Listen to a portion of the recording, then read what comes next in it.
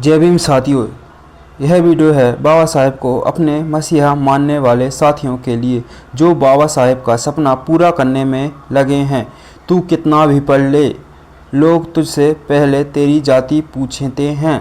तू कितना भी ईमानदार हो, तेरे लिए मंदिर के दरवाजे भी बंद हैं। तेरे बच्चे स्कूल जाते हैं पर वहाँ सीट नहीं शक मिलती है, और तू हर रोज़ इस देश में बराबरी का सपना देखता है जो कभी तेरे लिए बना ही नहीं था। क्या तूने कभी सोचा जिसने तुझे इंसान बनाने के लिए अपना पूरा जीवन लगा दिया, आज तू उसी के नाम पर माला चढ़ाकर भूल जाता है कि उसने तुझसे क्या उम्मीद की थी। तू भूल गया है कि बाबा साहेब भीमराव अंबेडकर ने सिर्फ संविधान नहीं लिखा, उन्होंने तेरे हर आंसू को स्याही बनाया था, और आज तेरे आंसू ब्याज गिन रहे हैं और तू खामोश बैठा है। इसलिए नहीं कि तेरे पास जवाब नहीं, बल्कि इसलिए कि अब तेरे अंदर सवाल पूछने की हिम्मत नहीं बची। क्या यही था बाबा साहेब का सपना, या हमने मिलकर उस सपने को धीरे धीरे मार दिया? आज 14 अप्रैल में हर गली हर चौराहे पर जय भीम की गूंज है। पोस्टर लगे हैं, फूल चढ़ाए जा रहे हैं, भाषण दिए जा रहे हैं, लेकिन एक सवाल हवा में तैर रहा है, क्या बाबा साहेब का सपना अब भी जिंदा है, या वो सपना जो उन्होंने अपने खून और आंसुओं से लिखा था हमारी खामोशी में दम तोड़ चुका है। जय भीम साथियों, आप देख रहे हैं मनीष गोलिये यूट्यूब चैनल। अगर आप इस चैनल पर पहली बार आए हैं तो सब्सक्राइब ज़रूर कीजिए। अगर आपने सब्सक्राइब कर लिया है तो कमेंट में जय भीम लिखकर यह बताइए कि आप यह वीडियो किस गांव किस शहर से देख रहे हैं। इस वीडियो को फैलाना ज़रूरी है ताकि उन लोगों की आंखें खुल जाएं जो आज भी बाबा साहेब के योगदान को नज़रअंदाज करते हैं। मैं आपको एक कहानी सुनाना चाहता हूं, हरिराम की कहानी। एक गरीब किसान जिसकी ज़मीन तो कभी भी छीन ली गई थी, लेकिन असली जख्म तो उसकी आत्मा पर थे, क्योंकि उसका सबसे बड़ा गुनाह सिर्फ उसकी जाति थी। गांव में कुआं था लेकिन पानी नहीं मिलता था, मंदिर था लेकिन उसके लिए भगवान नहीं, स्कूल था लेकिन उसके बेटे को वहां बैठने की इजाज़त नहीं थी।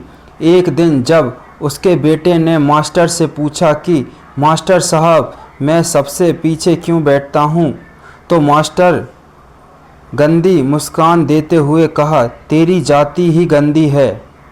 उस दिन तो सिर्फ बेटा रोया और बाप हरिराम अंदर ही अंदर मर गया। हरिराम रोज रात को बाबा साहेब की तस्वीर को देखते और कहते, अपने तो हमें बराबरी दी थी, फिर यह फ़र्क क्यों आज भी जिंदा है।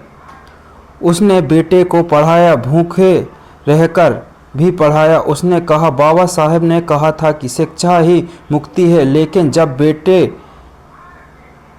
बेटा शहर गया तो वहाँ भी वही तिरस्कार उसका इंतजार कर।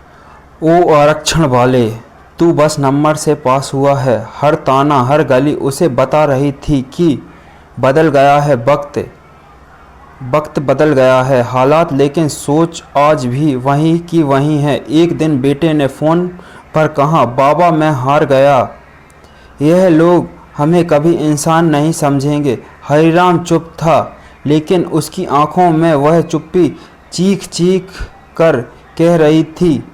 उसने फिर बाबा साहेब की तस्वीर को देखा और कहा, क्यों गए हम बाबा साहेब। हरिराम बिस्तर पर लेटकर याद करता है कि अगर आज बाबा साहेब जिंदा होते तो आज सवाल करते, तुम मुझसे प्रेम करते हो तो मेरे विचारों से क्यों नहीं करते।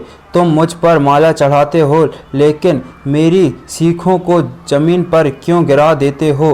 तुम जय भीम बोलते हो पर ज़िंदगी में कोई भीम बनने की हिम्मत क्यों नहीं करते। मैंने कहा था पढ़ो सोचो लड़ो, पर तुम क्या कर रहे हो। संविधान बचा है, लेकिन उस पर चलने वाला समाज कहाँ है। आरक्षण पर बहस है लेकिन जाति पर चुप्पी है। मंदिर तक पहुँच गए हो पर मन अभी भी गंदा है, तो सुन लो, तुमने मेरी मूर्ति बचाई है, मेरा सपना नहीं। अगर अब भी नहीं जागे तो अगली पीढ़ी शायद मेरे नाम भी ना जाने पाए।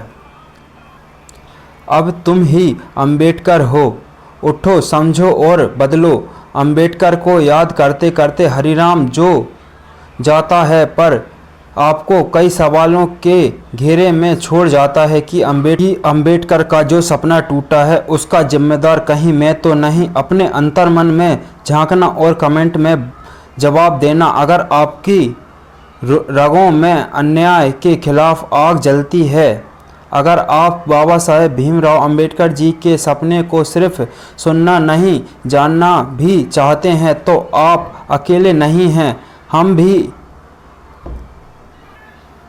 चुप नहीं बैठेंगे। एक सोच जो केवल याद नहीं बदलाव लाएगी, एक मिशन जो बाबा साहेब भीमराव अंबेडकर जी के अधूरे सपनों को पूरा करेगा। इस क्रांति का हिस्सा बनिए, हमसे जुड़िए, सब्सक्राइब कीजिए और मिलकर कहिए अब हम ही हैं अंबेडकर।